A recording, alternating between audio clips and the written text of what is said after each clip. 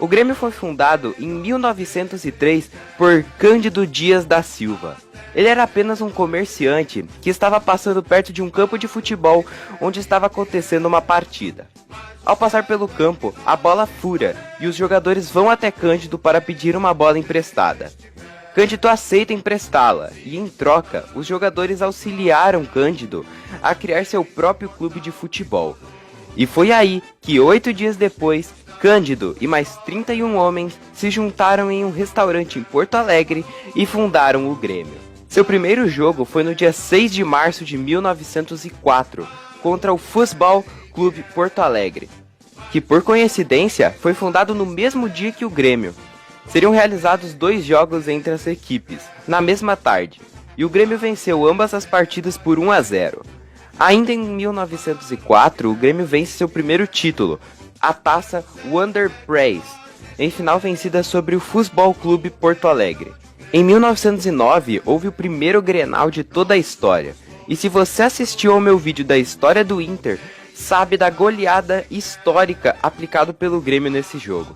Em 1921, o Grêmio conquista seu primeiro campeonato gaúcho, e viria a ganhar mais 2 nessa década, em 1922 e em 1926. Na década de 30, o Grêmio é bicampeão gaúcho seguido. Na década de 40, novamente conquistou apenas 2 campeonatos gaúchos. Porém, no fim da década, o clube se tornou o primeiro time gaúcho a sair em excursão para a América Central. Em 1950, o Grêmio conseguiu a primeira vitória de uma equipe gaúcha jogando no Maracanã, um 3-1 para cima do Flamengo. Em 1952, o Grêmio contratou pela primeira vez um atleta negro. Seu nome era Tesourinha e veio do Vasco da Gama. No dia 19 de setembro de 1954, o Grêmio finalizou seu maior projeto na época, a inauguração do Estádio Olímpico, com capacidade para 38 mil pessoas. O primeiro jogo desse histórico estádio foi realizado entre Grêmio e Nacional do Uruguai. O time gaúcho venceu por 2-0.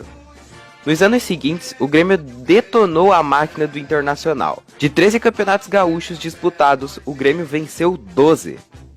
Em 1959, o Grêmio disputou a primeira edição da Taça Brasil. Na primeira fase, esteve presente no Grupo Sul, e por ser campeão gaúcho, ele entrou logo na final do grupo. Então venceu o Atlético Paranaense e avançou de fase. Na segunda fase, eles estrearam nas quartas contra o Atlético Mineiro, que não foi páreo para o tricolor gaúcho. Nas semifinais, enfrentou o Santos de Pelé, que amassou o Grêmio na Vila Belmiro, sem chance nenhuma para o tricolor reverter. E assim encerrou sua campanha na Taça Brasil de 1959. A década de 60 foi uma década de novidades para o futebol brasileiro, tanto com a Taça Brasil, que já vinha da década passada, quanto o Robertão, que começou em 1967. O Grêmio nesse tempo venceu 11 títulos gaúchos, além de boas campanhas no Campeonato Brasileiro. Em 1970, Everaldo, o lateral esquerdo do Grêmio, é convocado para a disputa da Copa do Mundo daquele mesmo ano, sendo o primeiro atleta do tricolor gaúcho a ser convocado para a seleção brasileira em um ano de Mundial. Em 1980, o Grêmio ampliou a capacidade do Estádio Olímpico, que agora se chamaria Olímpico Monumental, além, é claro, de mais um título gaúcho conquistado. O ano de 1981 foi especial para o Grêmio. Esse ano abriu as portas para as grandes conquistas que estavam por vir. Mesmo perdendo o estadual, o Grêmio joga e vence o Campeonato Brasileiro sobre o São Paulo no Morumbi. Em 1983, o Grêmio teve seu melhor ano da história. Participou da Libertadores como vice-campeão do Campeonato Brasileiro de 1982, frente ao Flamengo. Mas na Libertadores, o Grêmio meio que se vingou. Ligado nos 220 volts, o time passou invicto da primeira fase. Na segunda fase não ficou invicto, mas passou, e foi campeão sobre o Peñarol, em um agregado de 3-2. Com o título, o Grêmio foi disputar a Copa Intercontinental, que desde 2017 é considerado mundial, sem choros, contra o Hamburgo da Alemanha, que hoje está nas profundezas da segunda divisão e venceu por 2-1 na prorrogação, pois o Grêmio tomou um empate nos minutos finais. Em 1984, o Grêmio novamente faz boa campanha na Libertadores e chega novamente à final da competição, contra o Independiente. mas dessa vez é derrotado, com direito a derrota em Porto Alegre. E desde essa final perdida, dizem as más línguas que o Grêmio lançou uma maldição sobre seus adversários. O time que elimina o Grêmio na Libertadores e é campeão, nunca mais vai ganhar uma Libertadores. Em 1989, o Grêmio conquista a primeira edição da Copa do Brasil. Passou por Ibiraçu, Misto, Bahia, Flamengo e na final derrotou o Sport. E logo no ano seguinte, o Grêmio vence a primeira edição da Supercopa do Brasil, vencendo o Vasco da Gama. Em 1991, o Grêmio chega novamente à final da Copa do Brasil, mas dessa vez é derrotado pelo Criciúma.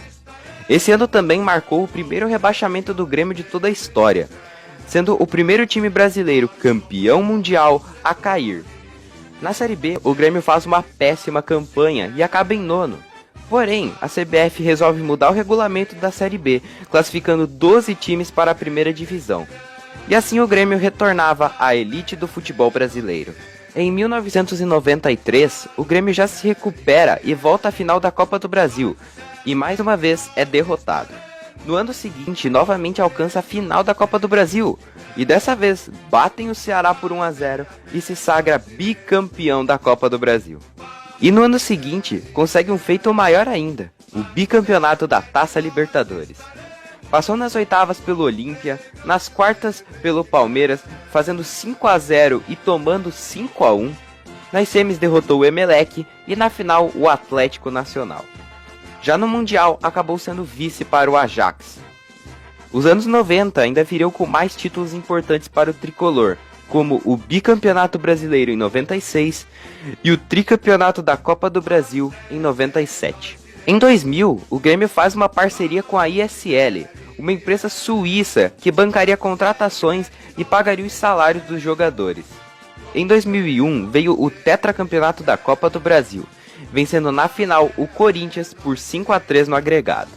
Porém, nesse tempo, a ISL, que pagava muitas contas e salários do Grêmio, acabou falindo, e assim o Grêmio entrava no fundo do poço. No ano do centenário, escapou por pouco do rebaixamento, graças a uma vitória na última rodada sobre o Corinthians. Então, chega o ano de 2004. Com dívidas altas, o Grêmio não resistiu e terminou na lanterna do Campeonato Brasileiro, assim sendo rebaixado junto de Criciúma, Guarani e Vitória para a Série B do Campeonato Brasileiro. Em 2005, o Grêmio dá a volta por cima e se sagra campeão da Série B, com direito à tão famosa Batalha dos Aflitos, onde o Grêmio estava com 3 jogadores a menos que o Náutico e mesmo assim venceu o jogo com o gol de Anderson. Em 2006, o Grêmio supera todas as expectativas e acaba em terceiro na Série A, voltando à Libertadores, onde chegou na final, mas sucumbiu diante do Boca Juniors, levando 5-0. No Brasileirão de 2008, o Grêmio lidera a competição por 17 rodadas, mas no final acaba sendo vice para o São Paulo. Em 2012, o Grêmio termina seu novo estádio, a Arena do Grêmio, que atualmente é o 7º maior estádio do Brasil. E nesse estádio houve o famoso 5-0 sobre o Internacional no Campeonato Brasileiro de 2015. Em 2016, o Grêmio quebra um jejum de 15 anos sem conquistar a Copa do Brasil e ganha seu pentacampeonato sobre o Atlético Mineiro. Em 2017, o Grêmio vai com tudo e vence sua terceira Libertadores, vencendo os 2 jogos contra o Lanús, e no Mundial acabam derrotados pelo Real Madrid de Cristiano Ronaldo. 2019 tinha tudo para ser um ótimo ano para o Grêmio, pois começou o ano vencendo o Gauchão de forma invicta, além de estar bem no Brasileirão. Mas foi só isso mesmo. Acabou em quarto no Brasileirão e nas outras competições caiu nas semifinais. Na Copa do Brasil, nos pênaltis para o Atlético Paranaense, que seria o campeão. Na Libertadores também, dessa vez tomando o famoso 5-1 para o Flamengo, que também viria a ser o campeão. Em 2020, o Grêmio vendeu seus 2 principais jogadores, o Luan para o Corinthians e o Everton Cebolinha para o Benfica, juntando em torno de 25 milhões de euros. Bom, essa é a história desse grande clube gaúcho. Como 2021 foi um ano muito atípico para o time, com muitas dificuldades, etc., farei um vídeo à parte só falando disso. Aguardem as novidades. Até o próximo vídeo. Quai, seu app de vídeos curtos.